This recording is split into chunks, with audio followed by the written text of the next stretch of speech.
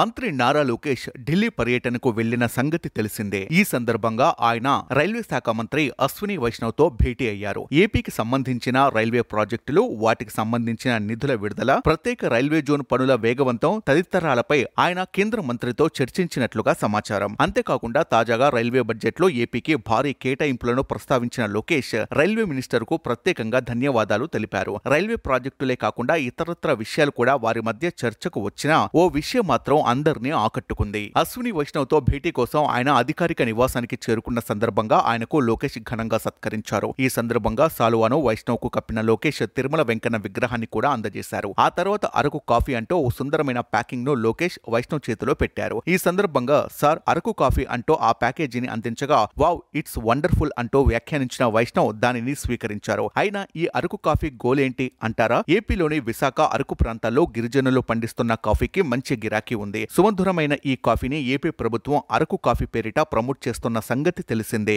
ఈ అరకు కాఫీకి world class brand image దక్కేలా టీడీపీ అధినేత ఏపీ సీఎం చంద్రబాబు నాయుడు కృషి చేస్తున్న సంగతి తెలిసిందే. ఇటీవల దావో స్టోర్ లో ఏపీ పెవిలియన్ లో ఏకంగా అరకు కాఫీ మిషన్ పెట్టిన చంద్రబాబు అక్కడికి వచ్చిన వారికి ఆ రుచిని పరిచయం చేస్తారు. తాను కలిసే ప్రతి అతిథికి అరకు కాఫీ ప్యాకేజీ ఇస్తూ వస్తున్నారు. తన తండ్రిని చూసిన లోకేష్ తాను కూడా అరకు కాఫీని ఎందుకు ప్రమోట్ చేయకూడదని అనుకున్నారో ఏమో తెలియదు కానీ తాను కూడా అరకు కాఫీ ప్యాకేజీలను ప్రముఖులకు బహుకరిస్తూ సాగుతున్నారు. ఈ లెక్కన అరకు కాఫీకి వరల్డ్ క్లాస్ బ్రాండ్ ఇమేజ్ అతి త్వరలోనే దక్కనుందని చెప్పొచ్చు.